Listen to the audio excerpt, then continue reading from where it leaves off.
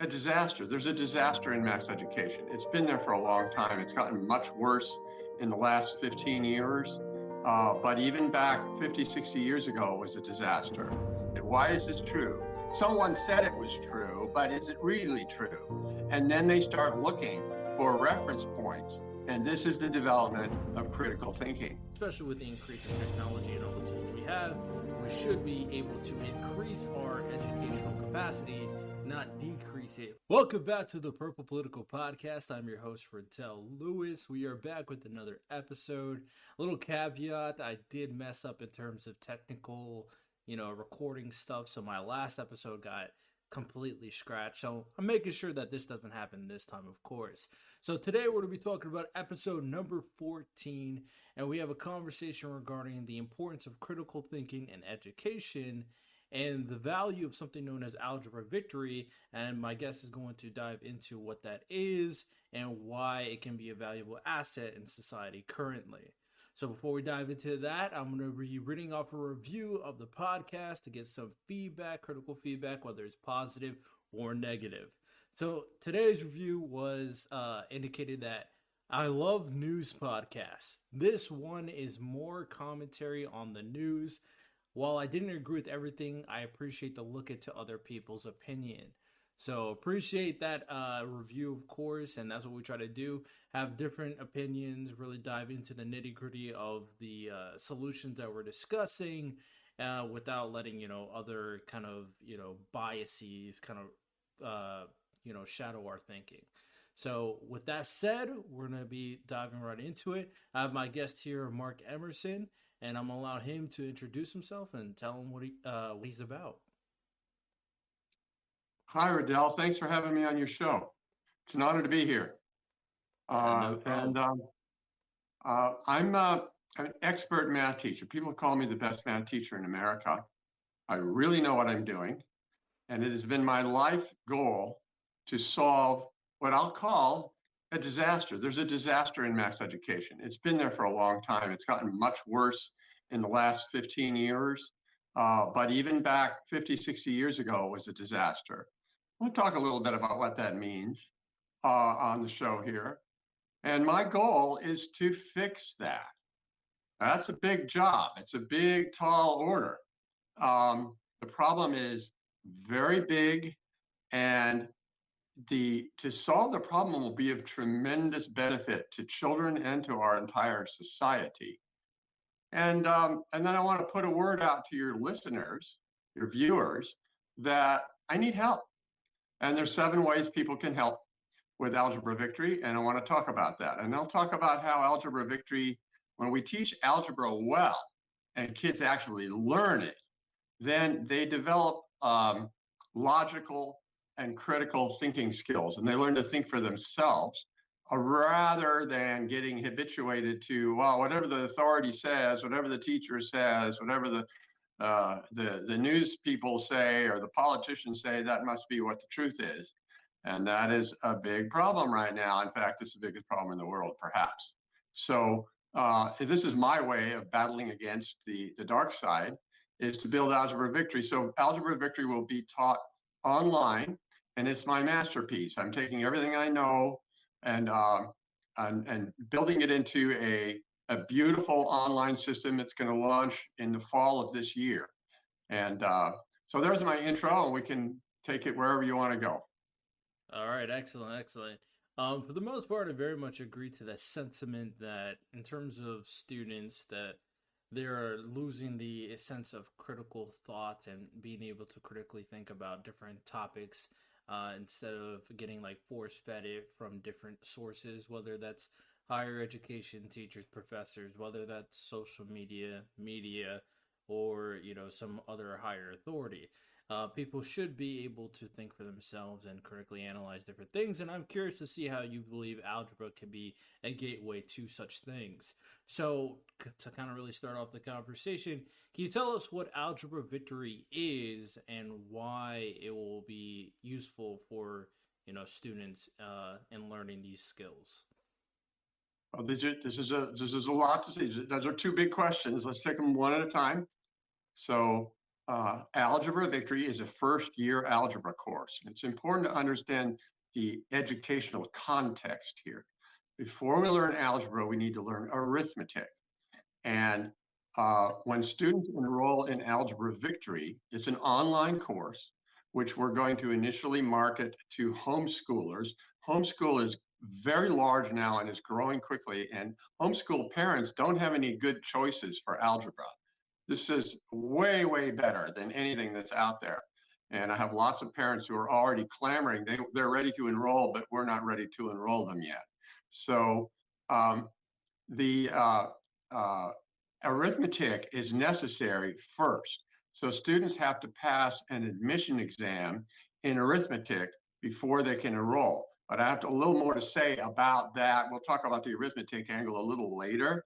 And then the algebra course happens. And after that will be other courses we will develop later, starting with geometry and higher math courses after that. Now, the thing is, it's important to understand that algebra is hard. It's much harder than arithmetic. There are millions and millions of people who are able to learn arithmetic, and there are tens of thousands of elementary school teachers, and there are many good books, although it's been polluted in the last few years. Instead of teaching the children how to multiply, they're teaching about how to think about whether they're going to switch their gender. But the way to teach it is out there, and many people learn the arithmetic. But then they run into a brick wall with algebra. Actually, I call it a mountain. I call it Algebra Mountain, because it gets much harder. And there are, I like to divide the population into three groups. I'll call them the math smart 10%, the middle 80%, and the low IQ 10%.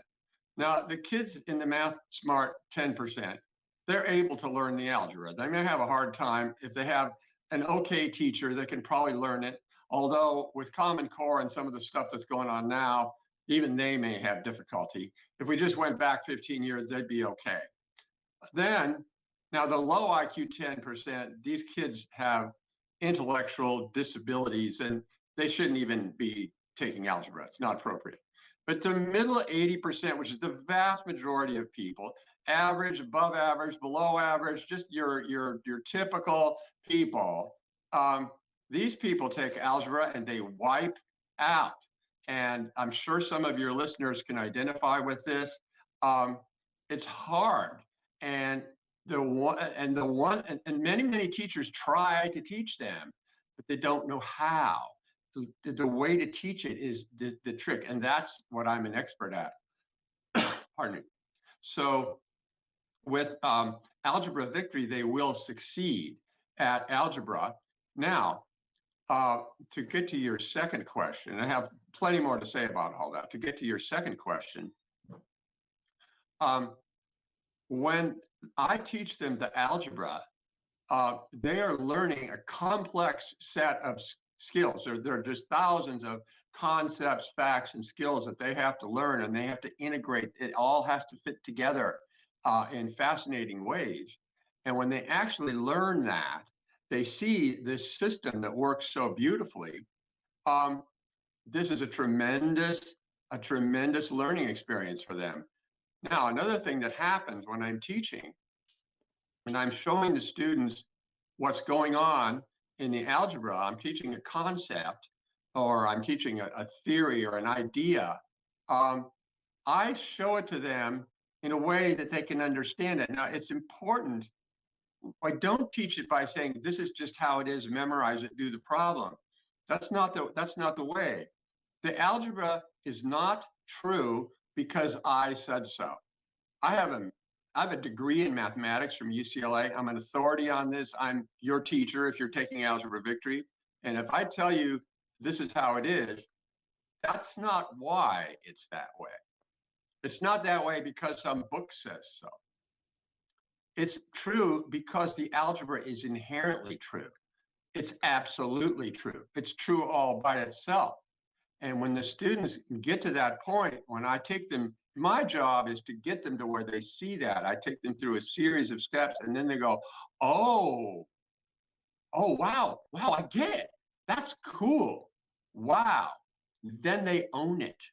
They own it because they understand the absolute truth in that concept. We do that hundreds of times in the course. And that what they're doing is they're building a sophisticated intellectual structure in their mind that they know is true, not because anyone told them it was true, but because they can see that it's true.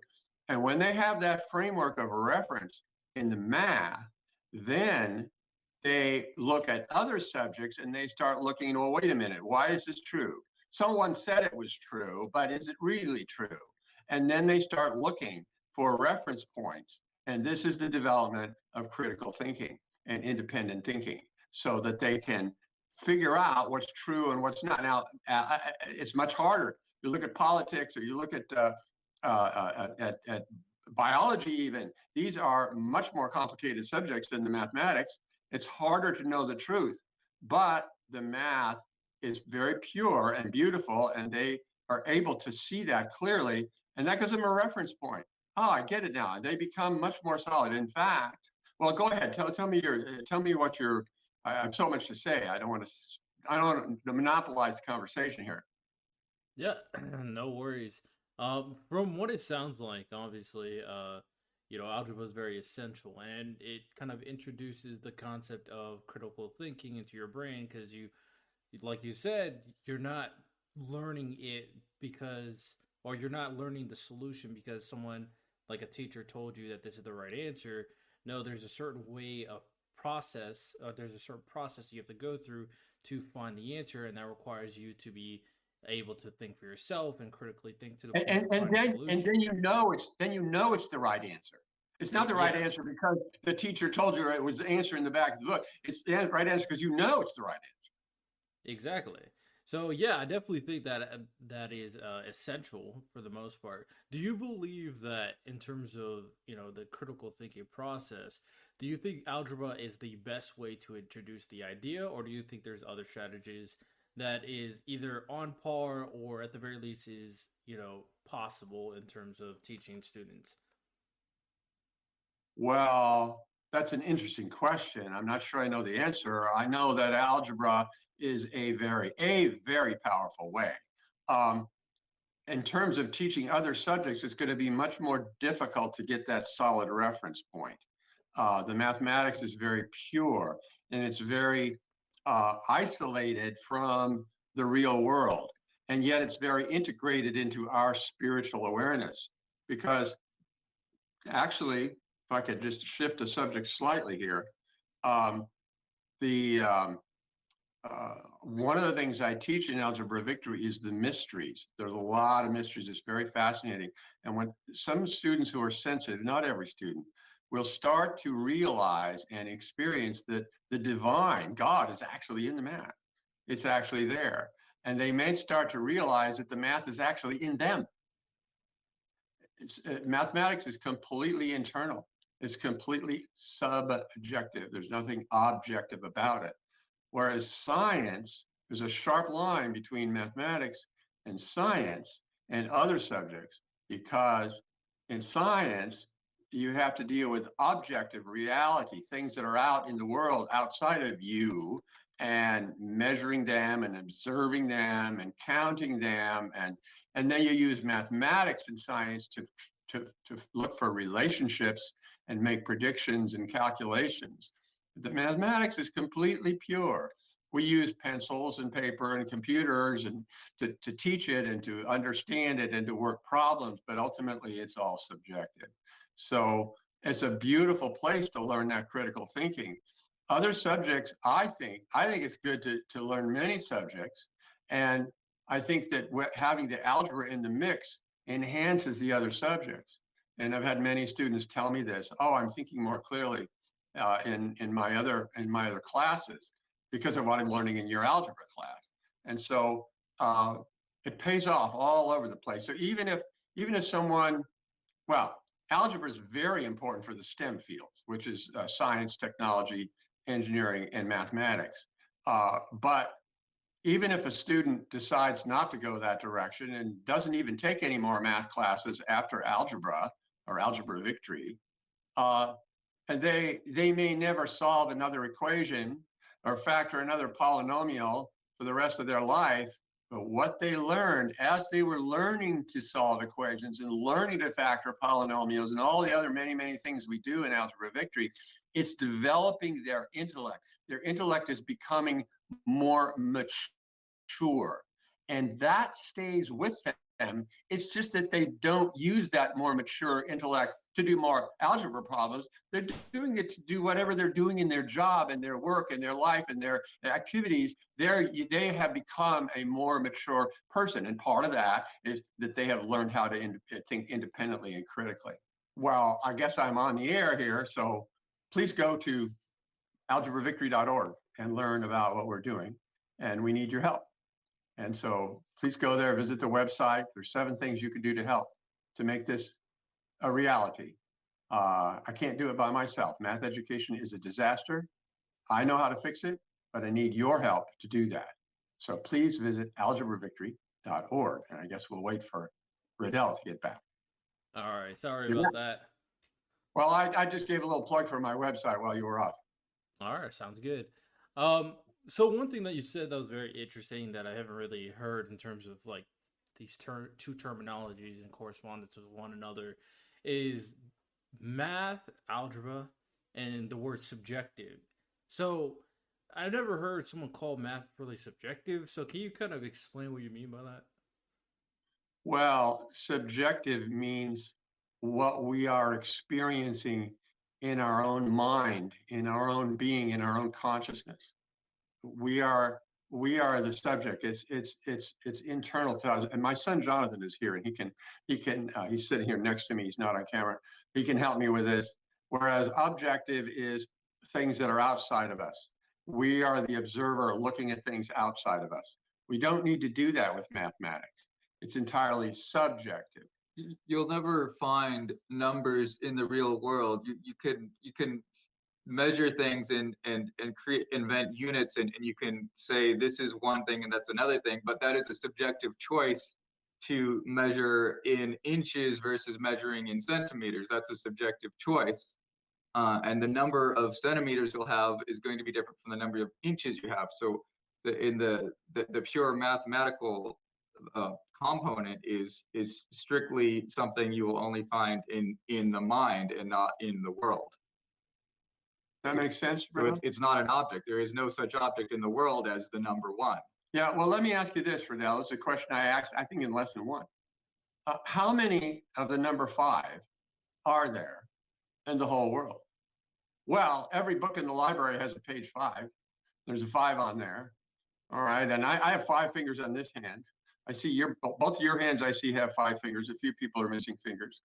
5s are all over the place. In fact, if you go to another planet, there's going to be 5s there as well. So the question is, what about the number 5? Well, I can write a symbol that looks like a 5. I can write it like that. Or I could put 5 dots. But those just represent the idea of the number. What about the number 5 itself?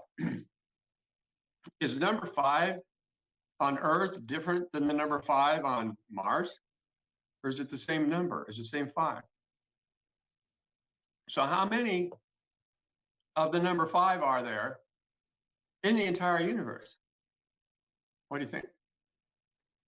From what it sounds like, from my interpretation of what you said, is that in terms of the concept of math, it seems, from my understanding, it seems pretty objective, but the value and our understanding and the titles we put on math are the subjective interpretations. So that's kind of how I'm distinguishing the two in this situation. But I definitely understand where you're coming from based on how you guys described it. Well, let me answer the question. There's only one number 5 in the whole universe.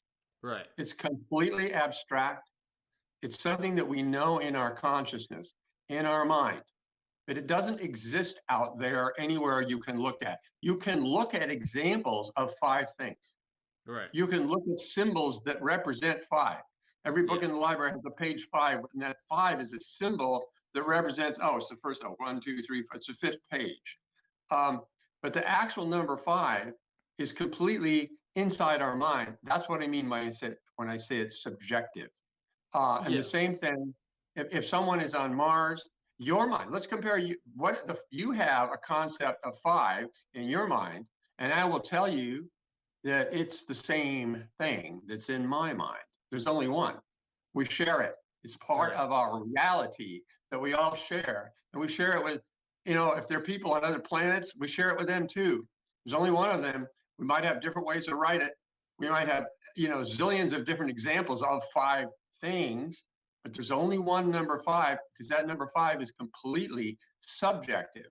The objective part is looking out and counting. Oh, here's 5 of these and 5 of those. And that's what we do in science. But in mathematics, just the number 5 is completely pure. It's completely inside ourselves. And absolutely everything I teach in Algebra Victory, with the possible exception of some word problems, is completely subjective. We write stuff down, but you can do it in your head if you have to. Whereas you cannot do chemistry in your head. You have to go out in the lab and manipulate things to do chemistry. But you can do math completely in your head. And so this is a very interesting point, because scientists will be critical of other subjects. Like they'll be critical of certain subjects and say, oh, well, that's subjective. You need to be completely objective. Science is objective, so science is better. Well, there's nothing wrong with being subjective. And these scientists are being kind of hypocritical, because they do mathematics all day long. Their entire science rests on mathematics, and the mathematics is completely subjective. It's interesting. There was a Nobel Prize winner in physics named Brian Josephson. I spoke to him 40 years ago on the phone. I don't know if he's still alive. And he pointed this out to me. He said, all of mathematics is subjective, and the scientists claim the only thing that's valuable is something that's objective, and it's not true. It's just not true. So being able to go into a subjective place and think critically is very important, because in that subjective place you can draw conclusions and see things in a very sharp way that's not so obvious when you get out into the real world. Well, it's not quite so clear, but having that reference point of the mathematics that's sharp and clear is very useful. All right. I don't know if I answered your question. No, you definitely did. I understand the distinction that you're bringing out in this situation. Excellent. So yeah, I completely get where you're coming from. So the next thing I want to ask is, I always like to provide perspective on the topics that is being discussed, right? So in terms of teaching algebra and its impact on education and students more specifically, can you name the positives of the algebra? And then can you name a negative of teaching algebra to kids? Well, the biggest negative is that very few people know how to do it. It's easy if you're teaching the math smart 10%, they're much easier to teach. And teachers will say, well, yeah, smart kids are easier to teach because they're smart. But that's not my attitude. Then they get the average kids and, they don't understand it.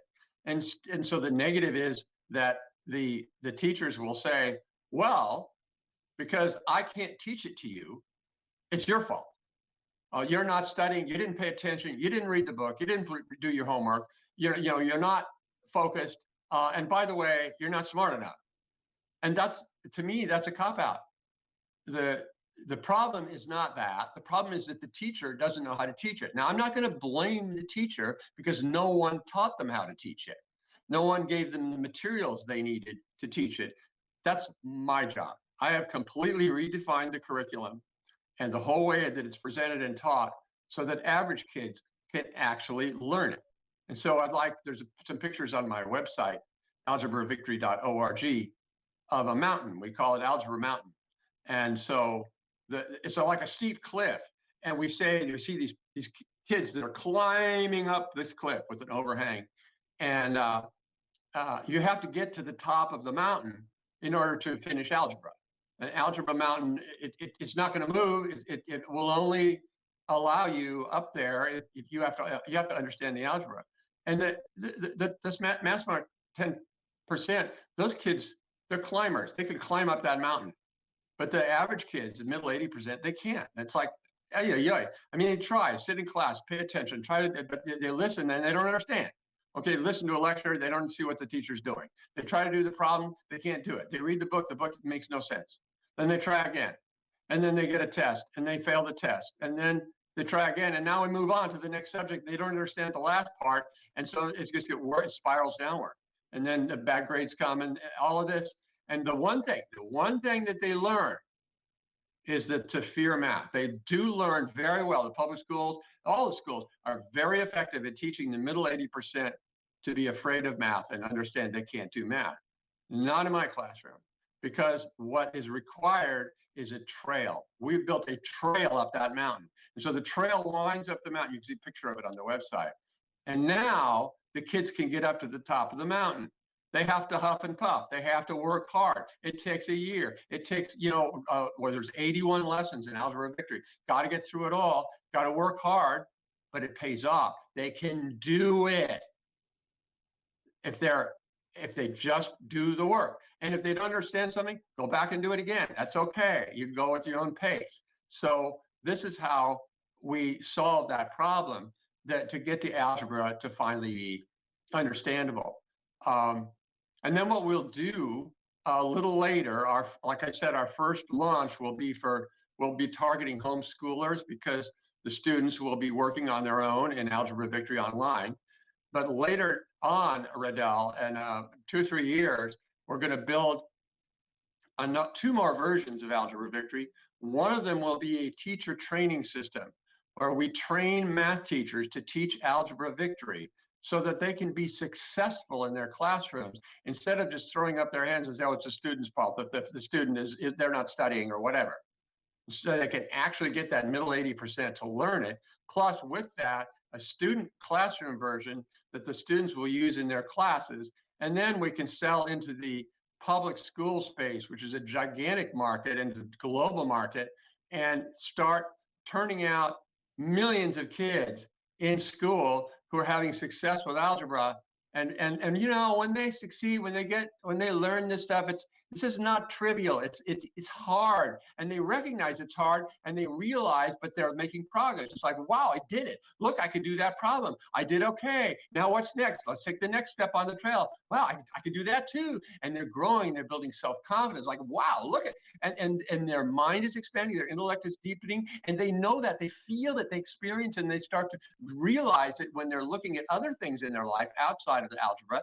They're looking at them from a different perspective, because they have become more mature, more confident, and more skillful in their minds. And so, and this goes all the way until they finally get to the final exam at the top of the mountain, and they get through that, and wow. So that's what we want to do, not only with the homeschool kids who are just going to be watching me, but with the classroom, the teachers. And we'll certify these teachers, and they'll get continuing education credit and become more, then they'll get higher salaries for being able to teach Algebra Victory. And we'll get parents to pressure school boards all over the place to get Algebra Victory adopted. We'll get big contracts. We're going to make a lot of money is going to be coming in. And so very serious business proposition here. So I do hope your people will go to the website and learn more about it. So anyway, I don't know if I answered your question, but I got going. You got me going. Yeah, no worries, no worries. All right, so kind of focusing on the reason why Algebra Victory kind of got started, I want to focus on the specific problem. In terms of students in school and their lack of ability of having the capability of critical thinking, moving forward, and we mentioned a lot of the kind of things that could potentially influence them, of course. Why do you think this has occurred in this current generation in terms of education and in terms of these students growing up? Well, I don't think it's anything particular to this generation, other than there has been a very evil influence in education to destroy it. They are intentionally trying to destroy education right now. And so they are intentionally corrupting the math curriculum with Common Core and other things. They want the kids to fail. When I say they, I'm talking about the evil forces that are running the world. And we'll quickly get into a political discussion here.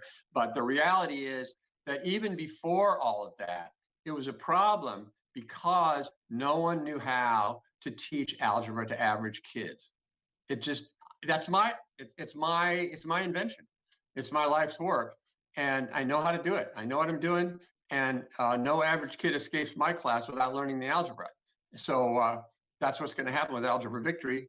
Now you talked about, so when I was growing up in the 60s, the math, the way it was right then, they had something called the new math.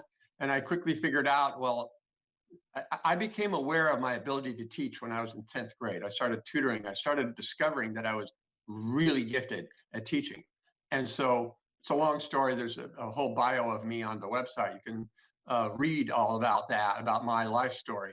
But, and then I started to see, wait, looking at the math books, this is bad, they're not doing this right.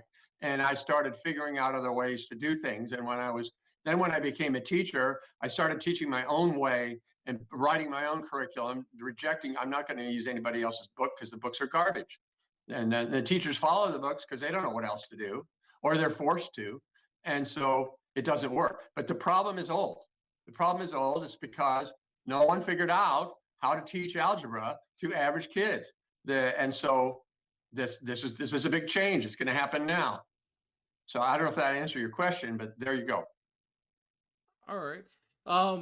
So in terms of Algebra Victory, what are like your main bullet points of how Algebra Victory differentiates itself from teaching algebra in schools as of right now?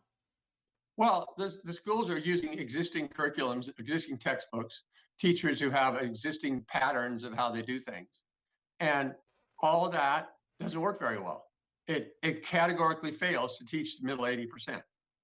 It has been that way for 50 or 100 years. And so my material is revolutionary, completely different. I teach the same stuff. I teach the same kinds of problems and also some problems that they don't teach, which I believe are important. But it's a matter of how the teaching is done. It's not just what is taught, it's how it's taught, which is a subject which I call pedagogy. Pedagogy is a subject of how you teach, the subject of how do you teach, how do you prepare the materials and present the lessons and what problems do students do and all those things to make an effective class, an effective course that students can succeed at. So that's what it is, and so what they're doing out there now is just a status quo, and people write new books, but the books I have never seen an algebra book that I liked, other than my own, and I've looked at lots of them, and the teachers generally just teach by the book.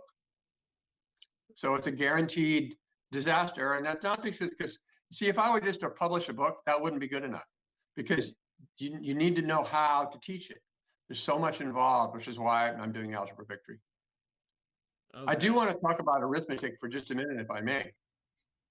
1 second. So, in terms of from what it sounds like, it seems that the most important tool is the way people teach, and that's probably something that's not everybody can understand. Yes. And it's not just style. It's not just, their teachers have good personalities. They have all the good intentions. Some of the wonderful, charming personality who really loves the kids. It gets them to teach the algebra, but they don't have the pedagogical tools. They're not using the right materials. And then they run into the same trouble. The kids might love the teacher loves the kids, but it's ineffective with the average kids. And then these good teachers, they get frustrated by that. When they learn to teach, when they get certified to teach Algebra Victory, they're going to be thrilled. It's like, wow, this works. I want to teach Algebra Victory because it works, and the kids are learning, and they're loving it, and I'm loving it. That's what we want, and that's not what's going on in algebra classes today, except with the Math Smart 10%, but that's even getting harmed greatly by Common Core and other things. If I can address that for a moment. Yeah, let Jonathan has something to say. I was reading about just a couple of weeks ago, one professor at UCLA who's written loads about the math education in grade school, and he discusses the issue of how in college, in university, the people who end up becoming high school math teachers, algebra teachers, they learn college math. They learn college math, which is real math, and then they go on to teach textbook algebra because that's what they're given, and they're supposed to teach, this certain curriculum and teach by the book. And what's in the textbook is not the same as the formal mathematics they learned in college, and so they're trying to they have to in a way reconcile the formality of real pure mathematics with what they're supposed to teach kids in school, and there's a serious gap there. It's a conflict. It puts these teachers in a bad place. Yeah. When I have a teaching credential, I have a degree in mathematics from UCLA, which took me 4 years. I have a minor in music, and I also took a lot of theater arts and chemistry and physics as well. But then the 5th year, I graduated, and then I went for a 5th year to get my teaching credential because I wanted to teach in the public school, and you have to have that ticket. So I remember the very first day, and by that time, I had been tutoring. I was really good. I was really good at teaching, and I knew it. And I walked into this big lecture the first day. There were 500 people in this teacher credential program, and we're all in some big lecture hall. And all these students, these are young men and women, more women than men, in there, maybe 22, 23 years old, and all excited. Now we're going to learn how to be teachers. They want to be a teacher, and they're talking about, now we're in the teacher credential program. They're going to teach us how to be teachers. I overheard them saying this. Many people, I kept my mouth shut. And what I was thinking to myself, no, you're not. They're not going to teach you how to teach. They're going to waste your time. By the end of the year, there was so much disappointment and disillusionment. It was like, they never taught us how to teach. Now what are we going to do? And because the whole system is a mess, especially with math. And so they need to be trained, and they need to be given the right materials so that it all fits together. And when they get trained in Algebra Victory, they're going to love it, and the students are going to love it. But I need help. I need, we want to fix this mess. We've got math education, like I said, is a disaster. It's a multi-generational disaster. It's been a disaster for a long time. We need to fix it. I know how to fix it, but I need help. I need people to go to my website, algebravictory.org, and learn the 7 ways that they can help. There's 7 ways you can help, and learn all about it. It's very interesting. So anyway, where were we? I don't know. I got carried away. Now come back to your point, Riddell. Okay. Yeah, no worries. For the most part, it's very fascinating considering the disparity between learning how to teach versus teaching the public middle schools, elementary schools, high schools, and the problems there. That's definitely a systematic problem that should be fixed. And efficient programs such as yours, as it seems, definitely could be a good gateway for these teachers or homeschools to find a more efficient program. Now, well, and let me tell you something, Riddell. We're successful with Algebra Victory. It's going to set a model for other subjects. It's going to be, wow, when teachers really learn to teach and they're given the right materials, they can really be successful and happy and fulfilled. And it will be a great blessing to our children and to the next generation and the generation after that. All right.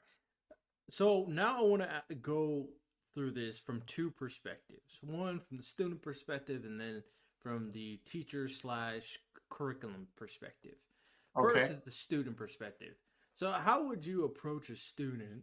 Because nowadays, in terms of math, it's generally, negatively depicted. Not a lot of people like math. Not a lot of people think it's even relevant to a certain extent, especially when you get to like calculus, for example. So a lot of people don't have no interest to even take algebra, and a lot of students, more specifically, have no interest in taking algebra. So how do you approach these students and really get them interested and show them the value of algebra and how that gateways to critical thinking that'll be beneficial for their future? Well, to get them interested in enrolling in class, uh, with children, there's a certain element of, well, you have to do it. It's not necessarily a choice. Yeah, you're going to have to learn spelling. You're going to have to learn reading. You're going to have to learn arithmetic. And I don't. Well, you need to do it anyway. You need to brush your teeth too, and you need to know how to uh, uh, change your clothes and these things. These are essential things. And if some kids resist and don't want to, they need to be pushed. So for Algebra Victory, they have to learn arithmetic first, and they have to pass our admission exam in what's called basic arithmetic.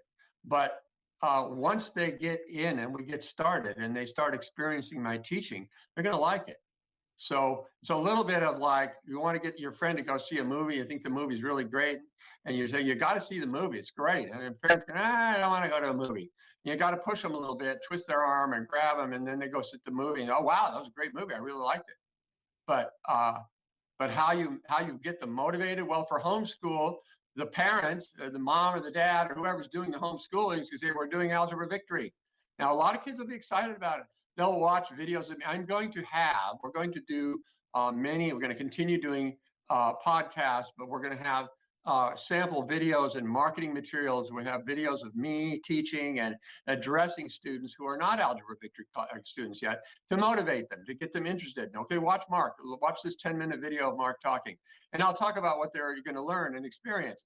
And that'll get them interested. A lot of kids, they don't like math because it's not, they don't even know. If someone doesn't like the math, usually they don't even know what it is. What they've done is they've approached it, they've looked at it, and they've had a bad experience. They had an experience which was upsetting, it was frightening, it was degrading. They got a bad grade. They were told they were stupid, or they were told negative things about themselves. Those are injuries to their emotional state, and they feel deflated by that. And of course, they don't like. Nobody wants to do that.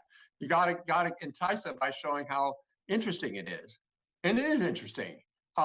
There still may be some, I don't want to learn it. That's okay. I don't care. So, but the school system, for both homeschooling and the school system, is going to direct students into algebra. And once they get into the class, they're going to be fine. So we also, adults can enroll in Algebra Victory too. Now they're going to have to be self-motivated. They're going to have to, I want to learn algebra. Or I've had many adults come up to me when I talk about Algebra Victory, and they say, well, I want to do it because I never understood algebra. Can I take the class? Yeah, absolutely. You can enroll it. So you go at your own pace, But to try to inspire people who haven't, it's like trying to get somebody to go to a movie they haven't, it's delicate. Yeah, you gotta try to persuade them, but with the parents are going to make the decision. Nope, you're doing this. Here we go. So there you go. So I do want to talk about arithmetic for. Oh no, you had another point. Your other perspective was the teacher. What is your question about that? Yeah. So my thing with the teacher/curriculum is, how do you, kind of similar question, how do you incentivize these teachers to fray from their current way of teaching and their current method to participate in Algebra Victory for the students? Well, that's a very interesting question. Okay, and there's going to be different cases, different strokes for different folks, if you will. Some teachers are going to see the success that we're having, and we will be marketing. We will be marketing to math teachers, and we will be telling them, do you want to be much more successful with your students? Come do this. But we will also be marketing to school districts. And to a certain extent, the districts can tell, they can instruct the teachers. Right now, what do? They say, this is the book, or the math department decides, or the school decides, or the district decides, this is the algebra book that we're using. And we've got old copies in the textbook room, and we're not going to buy new ones now. So this is the book you shall teach with.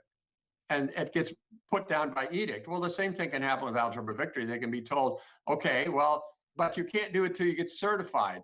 By the way, if you get certified, you're going to get bigger salary because you're going to get continuing education credits. And teachers are going, well, that's good. I mean, a lot of these teachers take continuing education classes all the time to get their salary increments. And most of those classes are just a waste of time. they go sit through those classes, some gobbledygook, and then they get an increment in their salary. This one will actually help them, and then they will be successful. So it's a combination of self-motivated teachers. Now, there's going to be the opposite problem where a teacher goes and gets the certification and then has trouble with the school. I want to teach in my classroom. Well, yeah, we're not going to allow that yet, blah, blah, blah, blah, blah, or because they don't want to pay for the student software. The students are going to also have, and we'll make that reasonable, but the school districts have money, and we'll make contracts with them so that they can do it. And we'll put pressure from parents, and it'll happen. It's going to be a little bit of a rough road. It's going to be a wild ride. We'll see, but by golly, it's worth doing. The schools are already paying for software for the students to do their homework online, and it's all garbage, of course, but they already have all that set up for everything online. Right. So if we went back 30 years ago, even 40 years ago, when I was first thinking about this, I wrote a test program to teach one thing about algebra, one hard thing, and it worked. It didn't have any video in it, but back in those days, kids didn't have computers at school. Most people didn't even have computers at home. So, but it's completely different now, and the video is available, and the internet's there. It's all possible. This is right. This is the perfect time for it. And homeschool is exploding, and so, but we need help. We need people to go to algebraVictory.org and see the 7 ways that you can help make this a reality. Please go to the website. All right. So you said you wanted to dive into the arithmetic part. Yeah. So arithmetic is before algebra, but the arithmetic has 2 parts. I call it basic arithmetic and advanced arithmetic. And so basic arithmetic is whole numbers and how you do the operations: add, subtract, multiply, and divide, including long division and multiplying a 2-digit number by a 3-digit number, including memorizing the multiplication table. And so that's basic arithmetic. Advanced arithmetic is fractions and decimals. So the education establishment, they recognized a long time ago, they've known for 50, 60 years that there's a big problem, that the middle 80% don't learn algebra. They know, and they tried to solve that problem without understanding what the cause of the problem was. They created a course called pre-algebra in the 1970s. And they put that in between arithmetic and algebra. So kids finish arithmetic, then they do pre-algebra, and then they do algebra. So it's a 1-year course in pre-algebra. And it was based on an incorrect understanding of the problem. Thought that the problem was that students weren't ready for algebra. So they're going to get them ready by putting them through pre-algebra. No, that's not the problem. That's not why they were failing algebra. They were failing algebra because it was being badly taught. So putting a pre-algebra class in front and then continuing to badly teach algebra doesn't solve the problem. And so the pre-algebra experiment failed.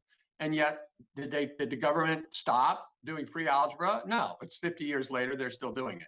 But what I do is I take they have to know basic algebra, basic arithmetic. To start Algebra Victory, they have to take a test online in basic arithmetic. If they fail, they can take it again as many times as they want, although there's a time penalty. So then I teach fractions and decimals, the advanced arithmetic, inside Algebra Victory.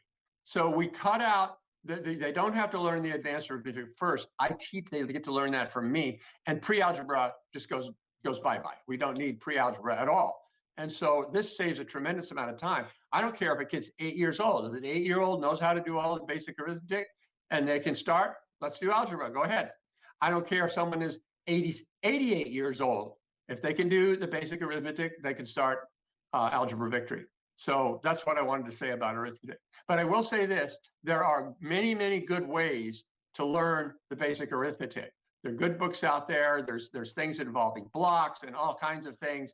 A lot, and all of that is good.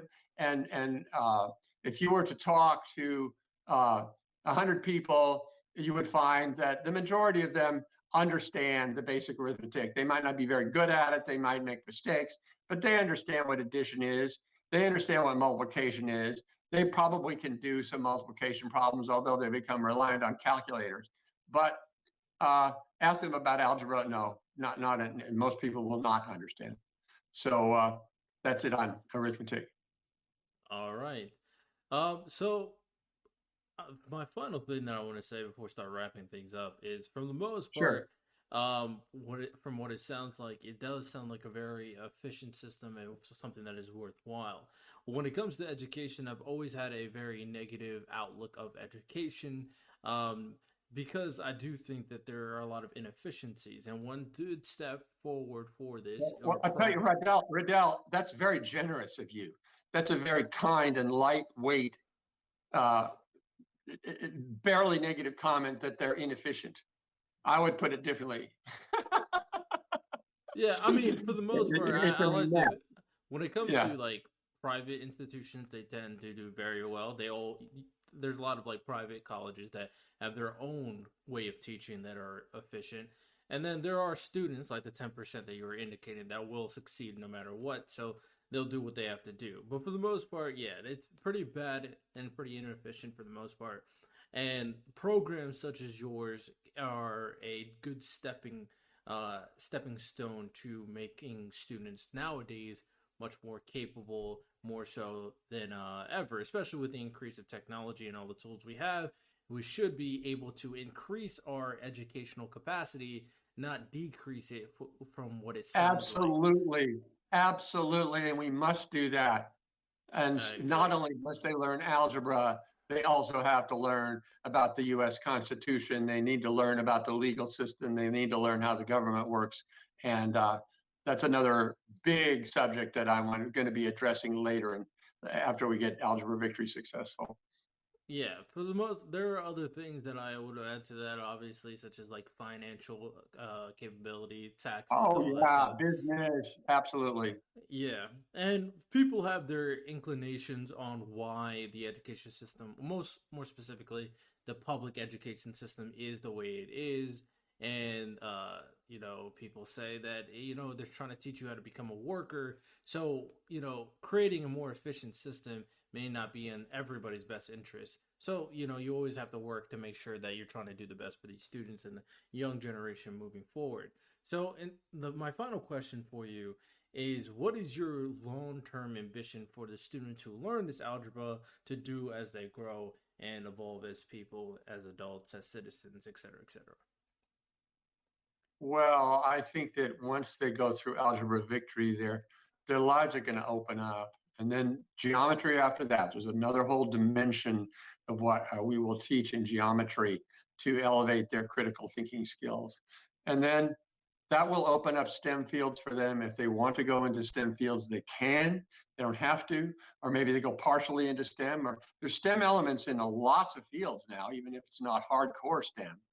Um, and my vision is for us to have an enlightened society, a society where there's great prosperity. And I think this planet can handle a very large population. But it requires technology and wise management. We have to get everybody fed. And we can have a really joyous, beautiful civilization globally. I want to see that, and that it is with that in mind that I'm doing the work. In fact, Algebra Victory is my company is called Educational Empowerment Corporation. And our large goal is to uplift humanity and eliminate needless human suffering. And specifically, we're doing that through teaching, and first of all, starting with algebra, then we'll do geometry, then we'll do basic arithmetic, and then we'll do advanced math courses, and then other courses as well. So education is crucial because as children go through, Confucius said, this is like 500 BC. Confucius said, if your plan is for 1 year, plant rice. If your plan is for 10 years, plant trees. If your plan is for 100 years, educate children.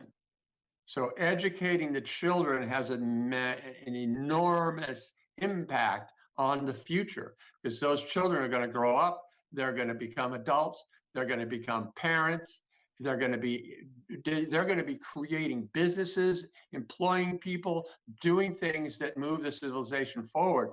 And we need to also be teaching values. and ethics and morals to these people.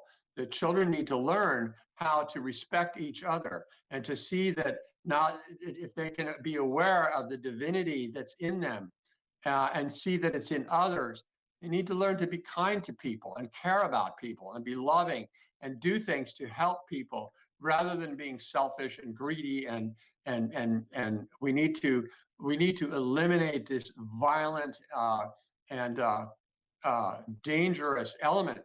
There will always be some of that, but it needs to be contained. It needs to be not getting out of hand like it is going crazy right now. So I think if we do that, we're going to have an absolutely beautiful world. I don't know how long I will live to see it, but I plan to live for many, many more years because I still got a lot of work to do. Anyway, I really appreciate you being here, and I appreciate your viewers checking out the website, algebravictory.org. There are 7 ways you can help me to fix the disaster in math education. Thank you, Riddell. Yeah, no problem. Hope you guys enjoyed today's episode. I thought it was very interesting, very insightful, of course. Make sure to check out the website, algebravictory.org.